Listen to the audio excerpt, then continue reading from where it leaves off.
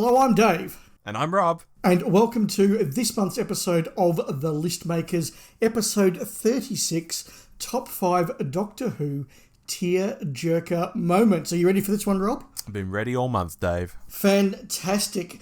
Before we get going, I just want to say if you have a topic you want to put into Turlo's Hat of Rassilon, please do send it to us by email, social media, whatever the case may be, and we'll put them in the hat. Rob, I reckon we'll have a couple of snaps on this, and there's one of mine I'm particularly confident I think you'll snap with me on. I reckon we've got one for sure and quite possibly two. Just knowing you over, almost a decade, that's my sense. Yeah, and knowing me, knowing you, I think that's that's how I feel as well. So it's my turn to go first. Now, I'm going to say at the top of this list that, and I think you're the same here, Rob, I'm not somebody who particularly breaks down in tears watching television. I'm not one of those people who goes on social media after every episode and says, I was in tears by Moffat's writing and all the rest of that. I'm not that sort of fan. So I did make the decision to just pick the stories that actually have, moved me and maybe, feel like a little bit of a tear is necessary. So I've gone very, very specific, and I'll talk about the implications of that after we've both made our lists. I have some thoughts on that too, actually. Excellent. Okay, so look, I will kick off. I found picking number 5 really hard, and I'll definitely have some honourable mentions that just missed out, but number 5, I'm going with the ending of the Dalek invasion of Earth and the Doctor's farewell to Susan. This takes up a good chunk of that final 6th episode. It has that wonderful, memorable someday I shall come back. Yes, I shall come back. It has that wonderful speech. It has Susan's reaction. It has the way that Ian and Barbara stand there, know what's happening. It's David's reaction. And then they pause. They go down to the TARDIS key, discarded on the ground, move up into the stars. It's just a really lovely moment that actually does make me feel quite sad. Yeah, one of the first of the team to... Well, the first of the team to go, I should say. The first of the team to go, absolutely. Number 4, I have gone for something that wasn't on television, but I've gone for a new adventure, and that is Bad Therapy. Now, long-time listeners will know that this is one of my favourite New Adventures books, and some of you indeed may have heard me discuss this on the Where All Stories in the End podcast. Now, I had to reread this book a couple of years ago for that podcast, and in fact, I did reread it on a flight from Stockholm to Istanbul, of all places, and actually was moved to tears and trying very hard to not sort of sit there on the middle of an international flight crying. So look, the moment was that the extra sort of companion-like figure in this book is Jack. And Jack's a young gay kid, he's about 16, whose boyfriend is murdered at the start of the book. And over the course of the book, Jack discovers that his boyfriend was a toy. That is a replica that's been made to turn into the perfect companion for somebody. So if you're an old person who's lonely, it turns into a companion, etc., etc. And Jack discovers that his boyfriend was one of these toys, and the Doctor and Jack discover where the toys are being made and what goes on. And there's a long discussion through this book of Jack thinking, well, I could have my boyfriend Eddie back. I could just find another toy and think the same thoughts and he would come back, and wondering about the morality of that. And towards the end of the book, the Doctor's brought all of these toys together and he's trying to find them friends. And Jack knows that if he goes into that party at that moment, he could get this back. But he knows that that's probably the wrong thing to do, but he's tempted and he's equivocating. And then you get the paragraphs, Jack watched as the last frozen statue jerked into life and began to dance, clumsily at first, to the intoxicating rhythms. The last of the toys had come alive and been allocated. Goodbye, Eddie, Jack whispered, as a chapter of his life closed forever. Ooh. And it was just, I'd related to Jack a lot when I read this the first time, and I did the second time, and it was just a really, really sad moment where somebody has to say goodbye in a really human way. And it's a really good book. It's a book about grief, and, all those themes got together and really got me. So, unusually for us, I'm picking a non-televised story. That's good. I like it.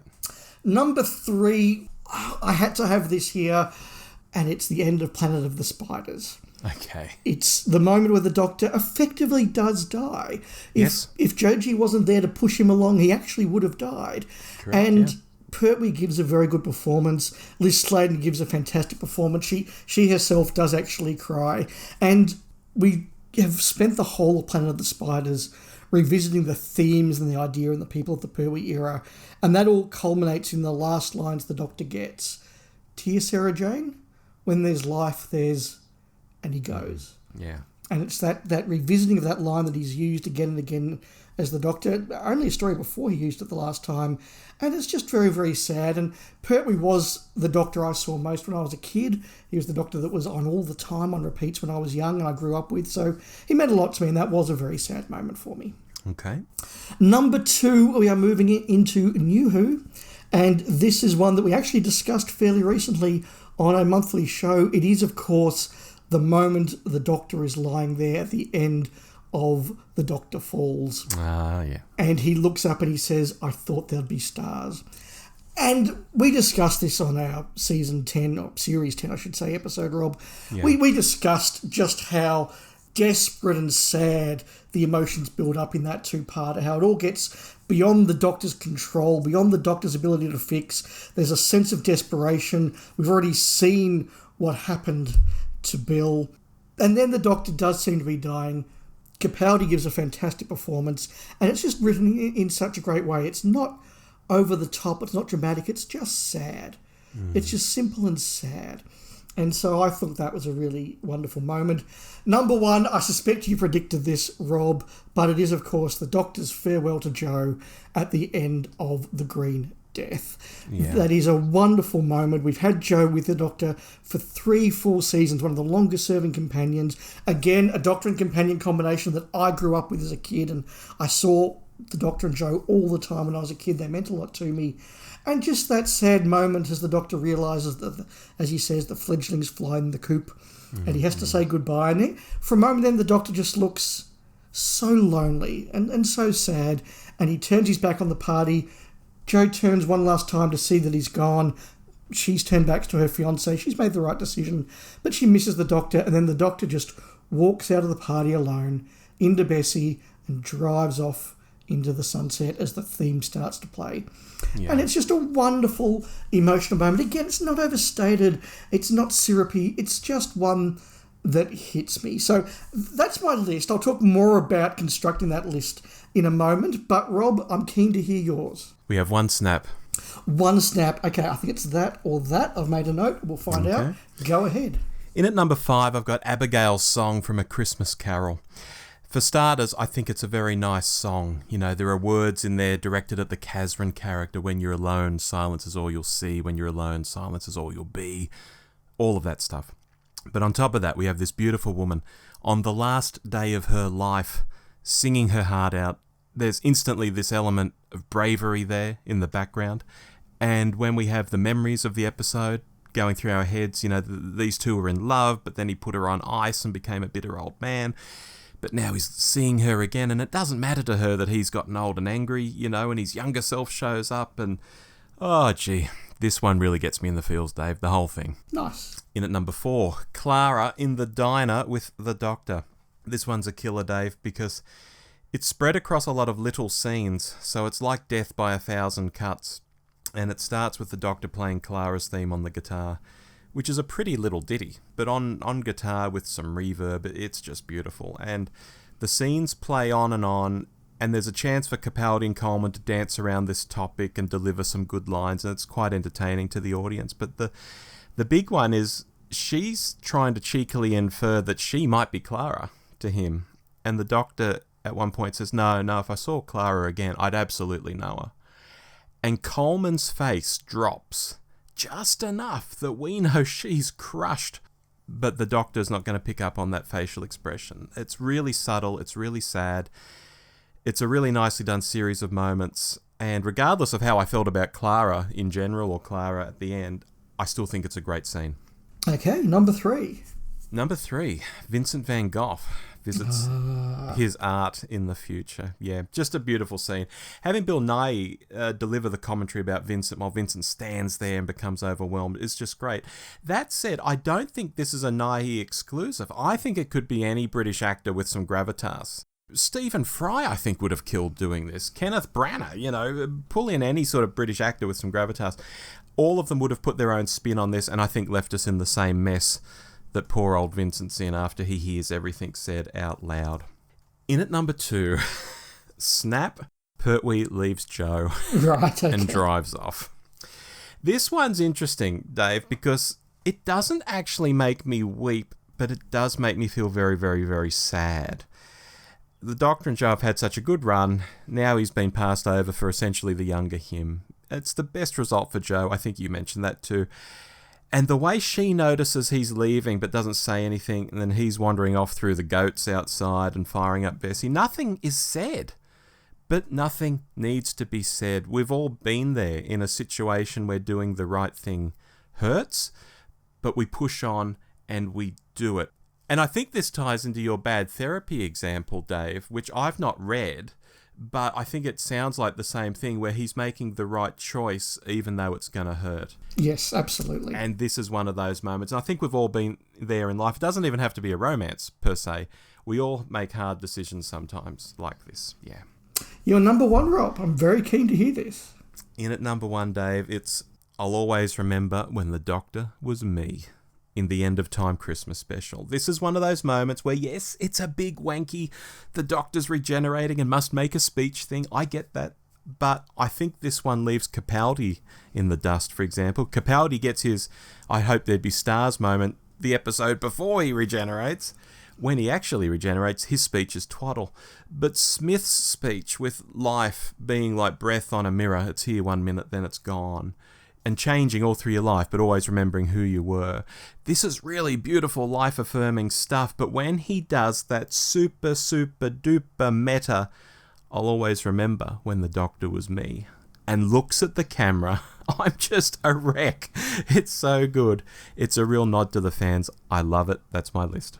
Well, Rob, these are perhaps two of the most different lists we've come up with in 36 episodes of doing this mini show. And look, I want to point out at the top, Dave, I think a majorly important point to note is how personal a list like this is. Some of the things I've mentioned or that you've mentioned, people out there are going to hear and go, really?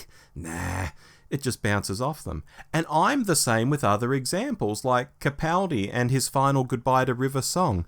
Didn't move the needle for me. Tennant doesn't want to go. Okay, whatever.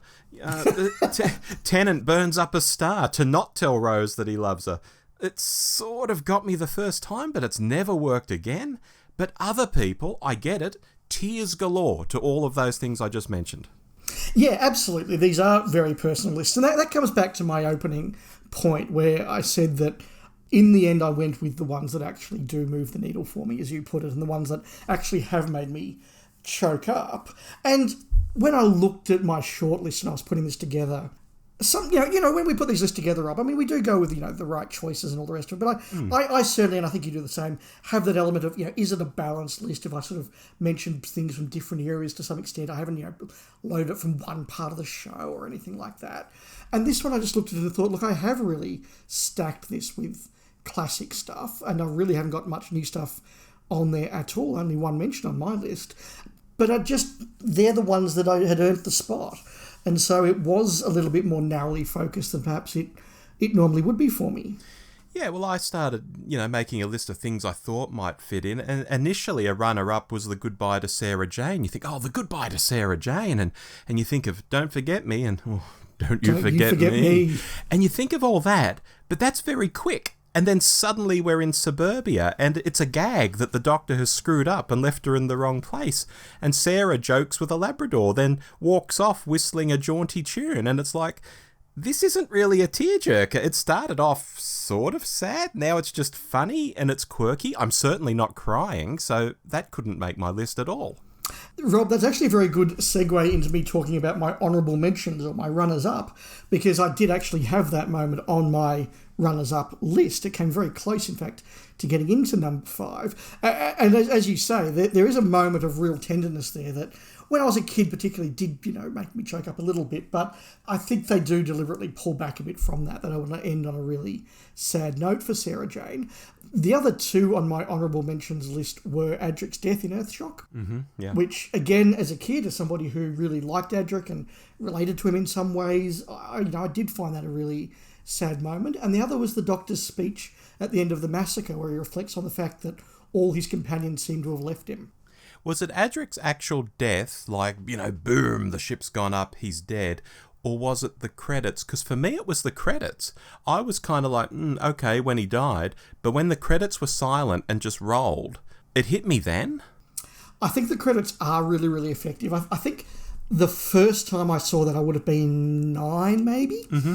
And it was the moment where then you get that little bit of Adric's theme come back and play over the scanner. And I mean, the show didn't do that sort of stuff back then, play characters' themes from previous episodes. That was a really lovely moment. As I've got older, I sort of get through that okay. But yes, the closing credits or the silent credits are very, very effective. It's harder now because you absolutely now as an adult can see Janet Fielding bury her head in Sarah Sutton's shoulder because she's clearly about to crack up laughing and can't hold the straight face.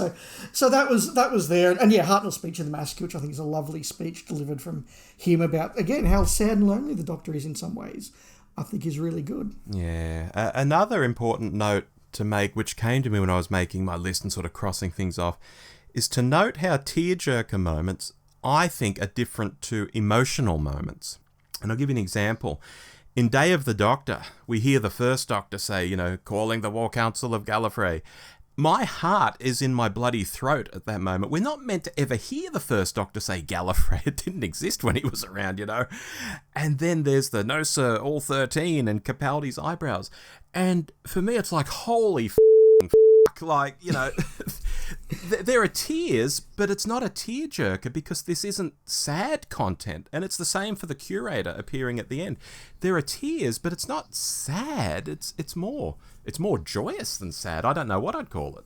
Yeah, no, I think that's absolutely right. And I know a friend of the podcast, Richard, has joked with us before about the slow tear glistening down the eye of many a 50-year-old fanboy as they were watching the curator at the end of Day of the Doctor. But you're right, it's an emotional moment rather than a sad moment. The other thing that really occurred to me is 3 out of 5 of my list, and if you want to forget that Twice Upon a Time happened, 4 out of 5 of my list, and 3 out of 5 of yours are, of course, departure scenes. Yes. Again, as I was constructing my list, I realised that this was very heavy on departure scenes, and whether I'd gone with Sarah Jane's farewell or Adric's death, they wouldn't have changed that balance at all. I think that's just inevitable, though. I think you can't escape that in a list like this. No, I don't think so. I mean, I'm looking at some of my runners-up. I don't know if you've got more to mention, but for me, Rose's dad dying, saving the universe, that moment is just so brave, so sad. Yes. It's a real, could I do that moment if I was in his shoes? That's a departure of sorts. He's departing, certainly. Donna's memory being erased tends to get me, and the Ninth Doctor sending Rose back to Earth and have a fantastic life. That gets to me too. Yeah, I get all the ones you've mentioned, Rob. Maybe not your Kasdan one, because that episode never really sort of worked for me. But Vincent and the Doctor, that's absolutely a really good pull. I have gravitated more towards ones that really made me sad as a kid. They're the ones that have really stuck in the memory as being emotional for me. And I do have...